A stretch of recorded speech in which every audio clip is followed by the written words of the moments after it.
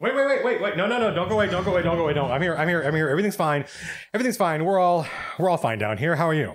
Hey everybody, Matt Colville here. I know it's been like a month since the last video. I hope it won't be a month before the next one, but I'm still super busy. I'm about 3/4 of the way through the secret project and then on to the stronghold rules. But once all that stuff is wrapped up, we're going to go back to making lots of D&D videos, I promise.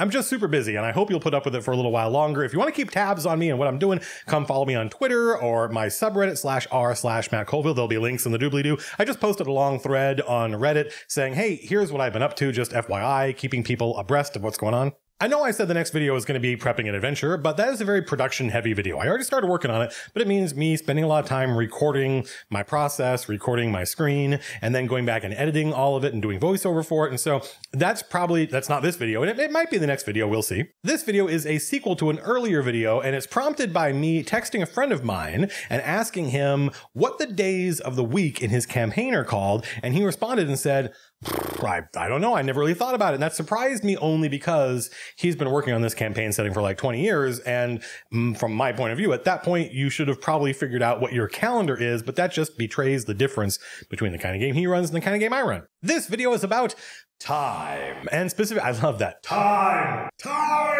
It's specifically about calendars and the usage and tracking of time. And we're going to start with a somewhat controversial statement made back in the 70s by the progenitor of our hobby, Gary Gygax.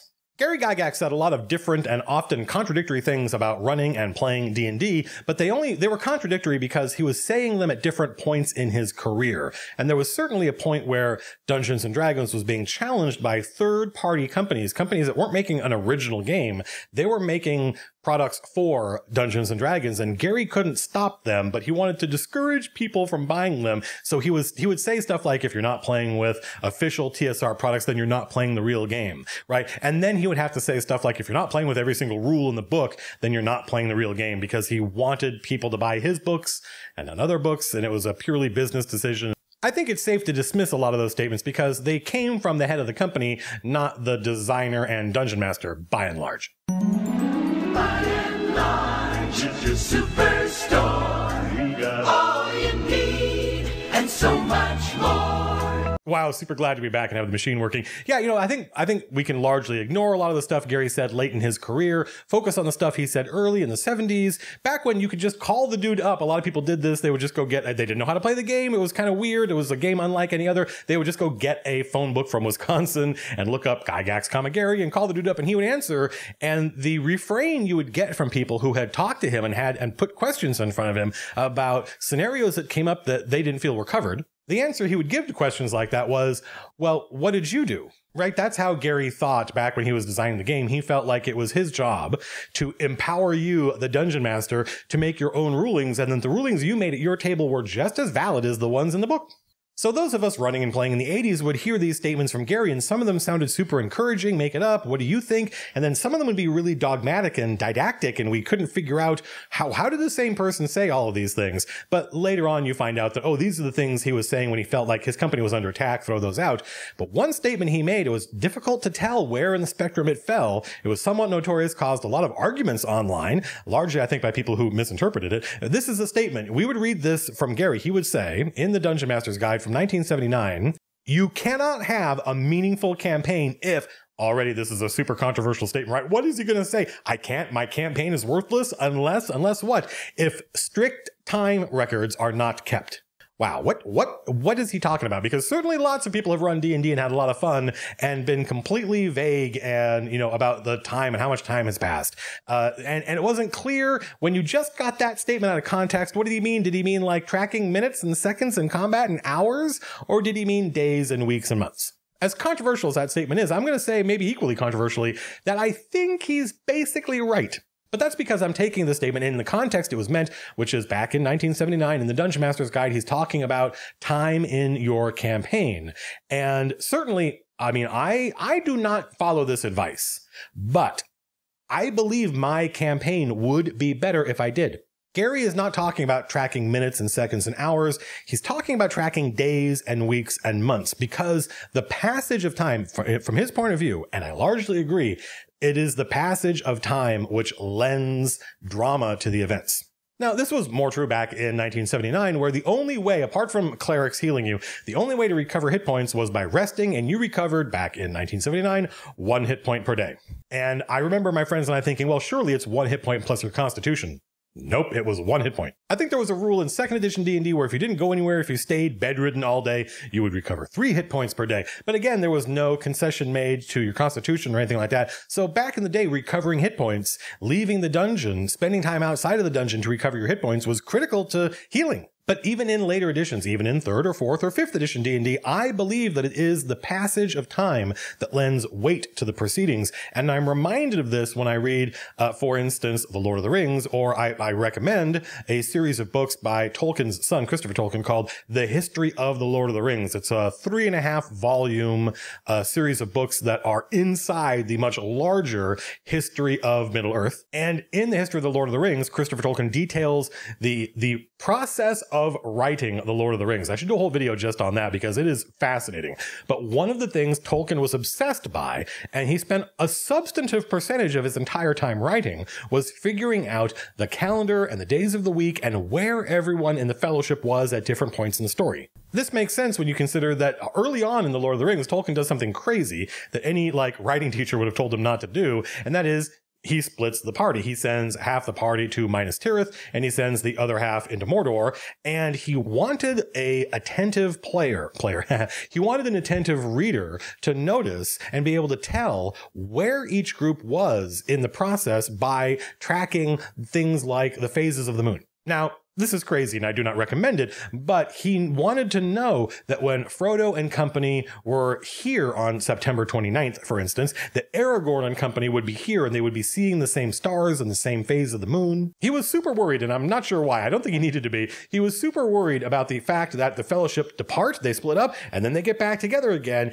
and that an attentive reader might discover that this span of time was shorter than this span of time, and he would say that doesn't make any sense. So tracking time and calendars and days and weeks was super important to Tolkien, and I think it is something that all of our campaigns would benefit from. Even though, like I said, I don't do it. I have done it in the past. And every campaign where I have strictly tracked time, there was a noticeable increase in the sense of reality, right? Verisimilitude, the illusion of reality, because without tracking days and weeks and months, suddenly you discover that your characters have gone from 1st level to 9th level, but technically it's only been like 7 days. Or, maybe 20 days or 30 days, it doesn't matter. The point is, the players have this sense that surely months and maybe a year or more have passed since we were, farmers and sailors and mercenaries. But then when you sit down and actually try to go back and review how much time you've spent, you can't account for it. And it turns out that maybe you've done all this adventuring in just a couple of days, and that makes it seem less significant. Again, this is just my opinion, but it explains, for instance, why I use Hexographer. I've shown you my maps in Hexographer. Here's one of them. This is the campaign map I'm currently using. And obviously the reason I do it in Hexographer, one reason is because I'm not an artist, and Hexographer allows me to very quickly make what is obviously a fantasy map of my campaign, and that saves me a lot of time, and it looks good enough that I'm not embarrassed to hand it out to my players. That's the other thing, not an artist, and I'm not a cartographer, but also this, using hexes, helps me track time. When the players say, how long is it going to take us to get from Black Bottom to Orlane, I can count the number of hexes, and 1 hex equals 1 day of travel along a road. Right? That's the rule I use. And I think I got that from Advanced Dungeons and Dragons. It might be true in, I don't know, probably in every edition of D&D. If you're traveling along a road, you go quicker than if you're just traveling over hills and plains, which are quicker than traveling through forest or mountains. So the rule I use is if the players follow the road, they get there 1 day per hex. If they go over hills and plains, it takes 2 days per hex. If they're going through forests and mountains, it takes 3 days per hex. And obviously, depending on how much detail you prefer, you can get even noodlier, right? You can have different spans of time, different for each type of terrain. You can say, oh, swamps take 4 days and forests take 3.5 days or whatever. That's up to you. But that sense that it's going to take the players weeks to get from point A to point B, that they left the town 4 or 5 days ago to get to the dungeon out in the middle of the swamp, and then they've spent 3 or 4 days down there, that accumulation of time makes it feel real. Helps give the proceedings a sense of weight. The psychology of time is very interesting to me because something I've noticed is that players want to conserve time when possible, even though it doesn't cost them anything, right? If they're going along the road and they have to travel a long distance, 300 miles, and it's going to take many, many days to get there, they will sit there and go, oh my God, it's going to take 3 weeks. There's got to be a faster way. But why? If you're traveling along a safe road, the dungeon master is just going to say, okay, 3 weeks pass and you get there. So even though it doesn't take any time at all at the table, players are always going to want to find a faster way to get there.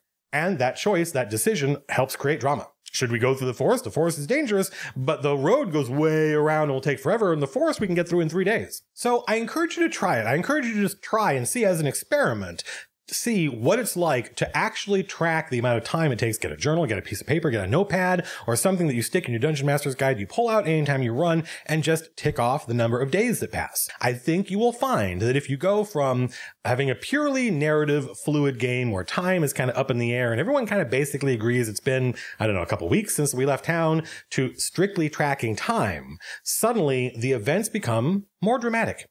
Things seem more real, and that's maybe the #1 job of a dungeon master, is to impress upon the players the reality of the secondary world. I think you'll also discover, if you start tracking time, how much time is going past. That the players, it might take a month and a half or 2 months or 3 months just to get from 1st to 3rd level. And the characters will start aging, and that is also a fascinating process, is seeing your age go up on your character sheet. I played one of my favorite characters, Anthony DeVries, the Paladin, in my friend Brad's campaign that he ran in the late 80s and early 90s. That character started off as 17, and Brad kept strict track of time, and by the time we were done, by the time my character died, he was like 15th level, I think, I was like 34 or 35, and the player was still 19 years old, but that sense that my character, over the course of a year and a half, 2 years, I don't remember how long it was, about that long, had aged, had gone from being a callow youth to a responsible adult leading armies, it's something that I have often wanted to recapture,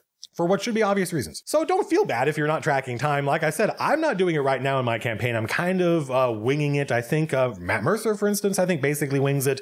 And the players, there's this consensus that builds. But then every once in a while, time will become important to you or the players. And if you haven't been tracking it strictly up until then, it's going to seem weird when you start doing it all of a sudden, because that's when people will start disagreeing regarding how much time has gone by. So give it a shot. Try tracking time. And in order to track time, here's part 2 of the video. In order to track time well, you're going to need a calendar. And I think building a calendar is one of the most fascinating aspects of being a dungeon master. It's something, if you haven't done, I strongly encourage you to give it a shot, because so much of our culture is expressed and defined by our calendar that once you start looking into why are the months called what they are, why are the days of the week called what they are, why are there how many days there are in a year, you discover a lot about our world, both the physical reality of the world and the cultural reality of the world. And then when you start answering those same questions in your world, you learn a lot about your world. For instance, our months are named after a combination of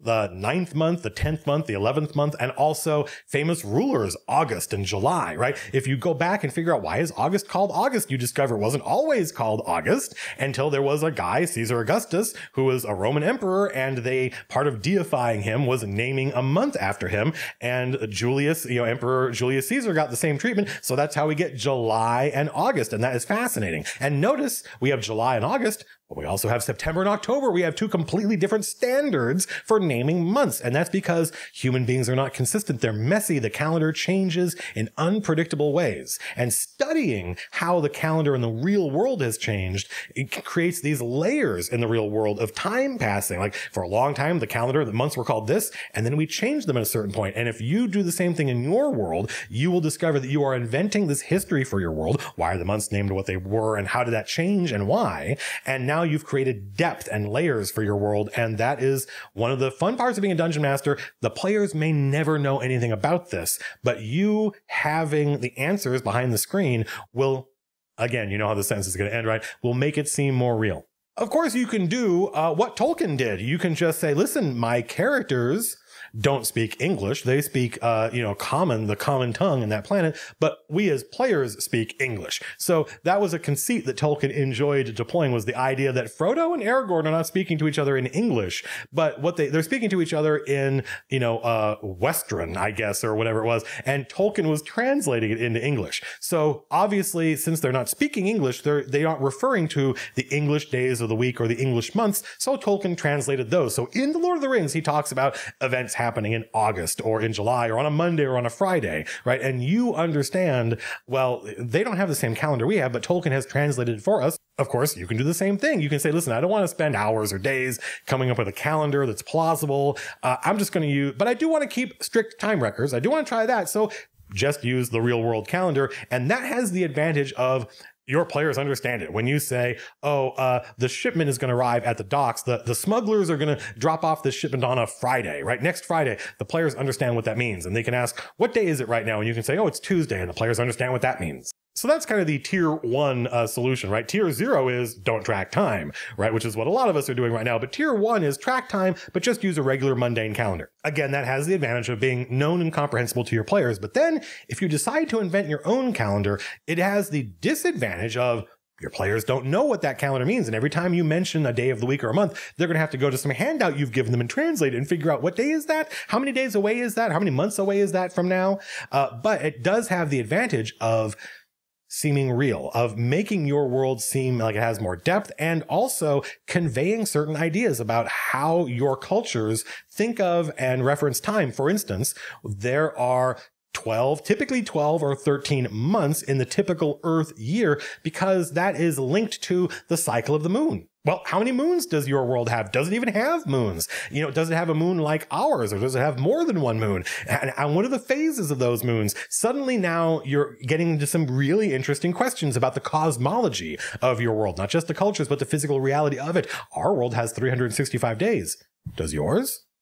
Why? Why not have 360? Wow, the Babylonians would have been a lot happier if the Earth took exactly 360 days to go around the sun. But of course, we don't have 360 days. It's messy. It's 365 and a bit. And technically, I think that number changes over the course of centuries or millennia. So now you've got to grapple with how long does it take for your world to go around its sun? And what do you do with those little rounding errors? A lot of old calendars had this idea that there were some days that don't belong to any month. They would have like feasting days or holidays that would just exist between 2 months and just floated there and had their own name. And that was completely unambiguous. Everyone knew that if you were talking about midwinter, for instance, that was this day that took place between these 2 months and didn't belong to any month. What year is it in your world? We track time, obviously, from the birth of Christ, right? Which we've now kind of historians trying to remove a certain kind of bias from calendars now call the Common Era and before the Common Era. But of course, that's completely arbitrary.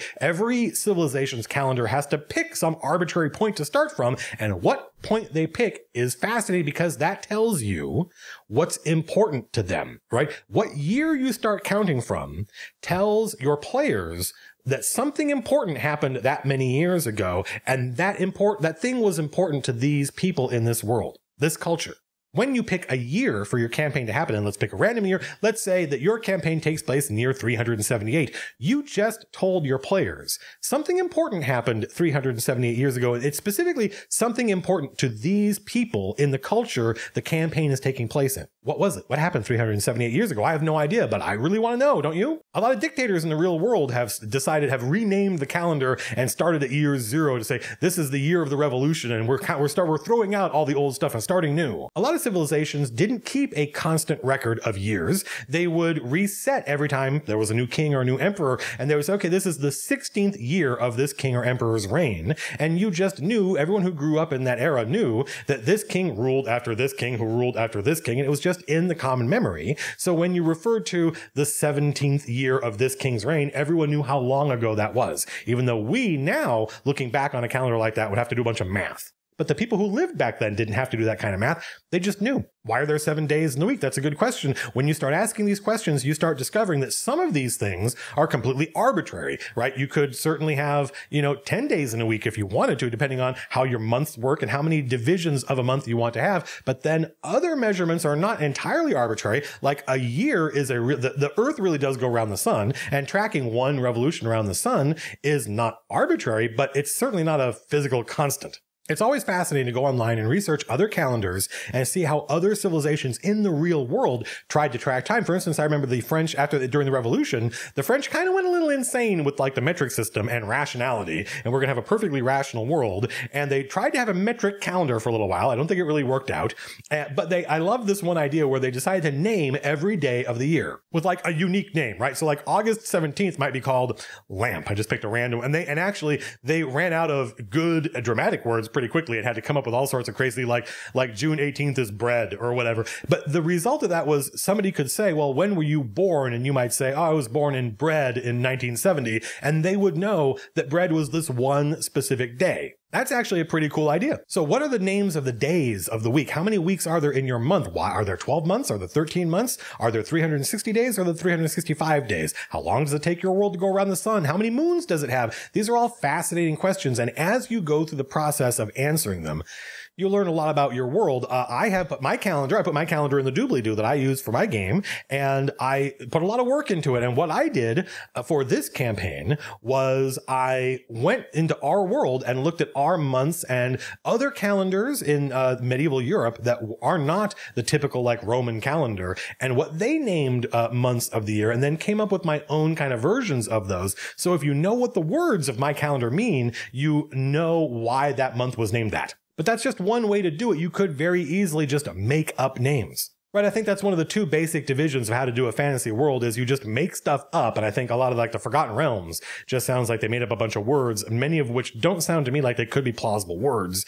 And that's one of the criticisms I have against the Forgotten Realms, but it's still a setting that I have played a lot in. And then also there's I'm going to try and replicate the real world and try to figure out why were things in the real world called what they were, and then come up with my own versions of those. Neither of those is better than the other. There are virtues to both of them. Certainly the virtue of the Forgotten Realms was it's easy. Just make up 13 cool sounding names and those are your months. I think you'll find if you make your own calendar, not only is it kind of fun, also you get the opportunity to then hand it out to your players. And once you've done that, some of your players will be like, ooh, they will think it's neat. They will enjoy using your handout, their own personal version of your calendar to track when they left the city, when they arrived in town, how long they spent in the dungeon. Their copy of your calendar will become their own idiosyncratic journal of your game. And that is also fun. It's fun for them as players. It's also neat for you as the dungeon master. If you're like me and you're running Dungeons & Dragons and you're not keeping track of time, I encourage you to give it a shot, give it some thought, and I think you will find that it does lend the proceedings more weight. I'll put a link in the doobly-doo to a great tool you can use to build your own fantasy calendar. You tell it how many days of the week there are in your world and what the names of the days are, ditto months, and it will build a calendar for you. I did mine in Excel, and I did it because I wanted to have certain days, a certain number of days that didn't belong to any month, although I liked the idea that hundreds of years in the future of my campaign, eventually this period will be called a month, called like midwinter or something like that. And you get this sense, at least I like having this sense of the language changing over time. That's something that is a hallmark of my campaign. And if a player decides to actually try to figure out why things are called what they're called, they learn things about the world. I like tracking, for instance, when the spring and autumnal equinox are. Equinox is a Latin word meaning equal night. They're the 2 days a year where there's exactly as much daylight as there is nighttime. And now we're starting to get into celestial mechanics. And we start thinking about things like, what does the sky in your world look like? Not only how many moons are there, but what are the constellations? And I love stuff like that. You could even say that there are a number of constellations equal to the number of months in your world, and they're named after the constellations. That notion of what do people see when they look up in the sky, to me, is a fascinating question, and the answers are culturally revealing. That's the second video on time, folks. Consider making a calendar. No pressure. Obviously, it can't be that important because I don't do it. I don't think Matt Mercer does it, but I know I have done it in the past, and the campaigns where I have kept track of time, I do feel as though the campaign was more meaningful. The characters' progression and accomplishments were more meaningful, and so I encourage you to give it a shot. Lots of stuff has happened since the last video. Unfortunately, it's all happening behind the scenes. Like I said, I'm about 3/4 of the way through the secret project, and then when that's done, we're going to move on to me working working on finishing the Stronghold rules. The rules and charts and all that are all done. I just have to write up what everything means. And then I'm also building, like I said, a multi-camera studio because I want to stream D&D again, except I want it to look good and be easy and fun, and maybe have some innovations regarding how we deal with stuff like Twitch chat. And that takes time. I spend about 1 day a week now with my friend Jerry, my producer, working on the setup for the studio and testing new technology. People send me stuff. I got this fantastic campaign guide in the mail from somebody older than me who's been running D&D since before I started running, and who had gotten burned out on it because of that. We get together on game night and we play D&D because that's what we do on Thursday nights. And he saw my West Marches video and was blown away. It's funny because I have had a couple of people say, I watched that whole video. I still don't know what a West Marches campaign is. And I think they're expecting a more complex answer than the real answer, which is it's just a campaign that is run basically by the players. There is no specific game night. It's up to the players to decide where they're going to go and what they're going to do and who they're going to play with. They self-organize and then tell you, we want to play this Tuesday night, me and Bob and Carol and Doug. And then you say, okay, I will have the adventure ready that Tuesday. So it's you reacting to the players rather than the other way around. And that style of play caused this game master to completely revolutionize his game and have a lot of fun. He sent me his campaign setting, which I read big chunks of. I thought was fantastic. Reminds me, reading this reminded me to a certain extent of reading the Arduin Grimoire when I was a kid, which if you don't know what that is, well, maybe we'll do a series of videos on the Arduin Grimoire. I also got a whole bunch of these in the mail, like 50 of these coupons for M&Ms because one of my viewers works at Mars M&M and said, hey, I just wanted to say thank you, and sent me a whole bunch of coupons. So we have a whole bunch of like M&Ms and Twix game night now because of that. Thank you very much. I also got this in the mail. I don't know exactly what it is or who sent it or why, but I'm pretty sure I didn't kickstart this. So this is something that when I have more time, I will check out. It's a book on game mastery. It's got a bunch of, it's got a couple of dungeons. It's got traps and puzzles in it. People ask me about puzzles all the time, and that's something that I don't really have any advice on. Anytime I've ever needed a puzzle, I kind of just made one up on the spot, and it either worked or it didn't work. I used to use Grimtooth's traps, but those are kind of real old school funhouse dungeon traps. I'm not sure I can recommend them to a modern dungeon master. And I also remember the Book of Challenges from 3rd edition D&D. If you're looking for trap-like encounters, the Book of Challenges has some pretty cool ones in it. But when I need a puzzle, I do the same thing you do. I go online, I look for stuff, I try things out. I made up a chessboard puzzle once that was really cool and really effective. And I just, again, I don't think I really know anything about making puzzles. I've always thought that puzzles belonged in D&D. They give you that sense of a earlier, fantastic, powerful world with mages that could bend reality and create these puzzle trap things. That's a neat part of the history of D&D, but certainly you can run an entire game without any puzzles. It's my hope that the next video will be the prepping an adventure, and you get to watch me go through the process of prepping against the cult of the reptile god, because I think it's a great adventure, and I think watching me, how I prep an adventure is going to be somewhat enlightening. And the spoiler is that you're going to learn that less is more, and that for me the process of prepping an adventure is largely just trying to decipher what's in the adventure and what do I actually have to read and pay attention to, because a lot of the information in an adventure I think is nonsense that you can skip. The folks who write adventures, I think, have a lot in common with other kinds of writers in that they make the mistake of thinking that the reader has to understand everything I know about this adventure in order to appreciate my brilliance. And so they front load the adventure with all this history that the new player thinks they have to read and understand, but usually that history is pretty meaningless and doesn't actually come up in the adventure as written, and you can skip it. And that's something I have learned over decades of running the game. May not be obvious to a new player, so watching me prep an adventure is, I think, largely going to be figuring out what stuff I throw out and ignore and what stuff I actually pay attention to. That's your tiny microscopic preview of the next video. As usual, I don't have a Patreon. There are no ads in front of my D&D videos, although I did have somebody on Reddit say, Matt, you should turn on ads for your videos. And I was like, no, I don't think I'm going to do that, because ads, I think, are really annoying, mostly because the ads they put in front of videos are not ads for things you are going to want to click on or buy. If I had some belief that the ads that would be turned on were ads for things that you wanted, I would be a lot more comfortable turning them on, because that's what I want. I want ads that are actually for things I buy. I'm like the I'm a deeply American consumer when it comes to like spending money. I spend lots of money on lots of frivolous stuff, like all this stuff for making videos, for instance. And I would love it if the ads I saw were tailored for the stuff I buy, but of course they're not.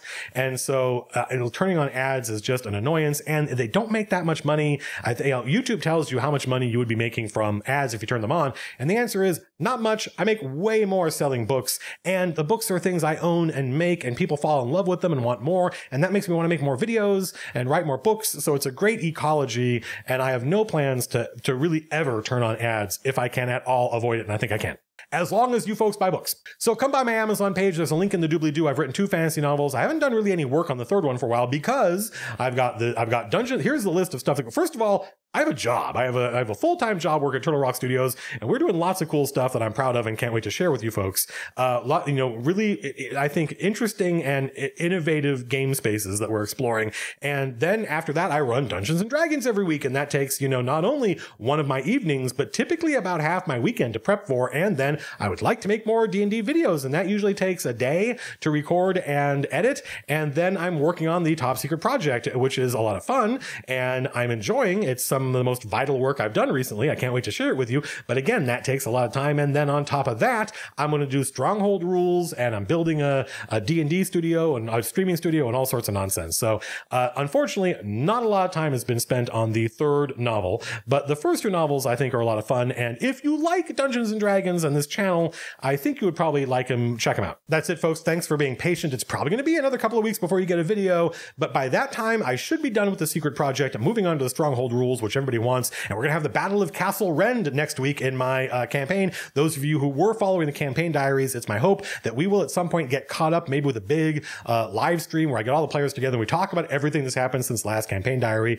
I know that's not exactly what people want, but it would be fun, and it's something that I can actually get done, right? We can spend 2 hours talking about what happened in the game since last we left our heroes, and it will culminate with 2 armies showing up at Nicodemus's castle, Lord Saxton's army, and then Lady Serial's army of the undead, and the heroes' attempts to fight them off. And that will be using my warfare system, which is the sequel to my Stronghold system. Both of these are systems I've been using for quite a while. They just need to be adapted for 5th edition, and I'm super looking forward to that. Come by my Twitter feed. There's a link in the doobly-doo if you want to see photographs of the game. Every Thursday when we play, we take pictures and upload them. My friend Anna, who plays Alejandro de Modesto, the bard, the Riojan bard, she often live tweets the game as we play it. It's a blast. Her GIF game is strong. So I know there haven't been a lot of videos, but there is a lot of stuff going on behind the scenes. And I think come, like was April, May, June, somewhere late May, early June, there'll be a flood of new content, and you'll be like, holy crap, I'm getting sick of Matt Colville. How do you think I feel? I have to live with the guy.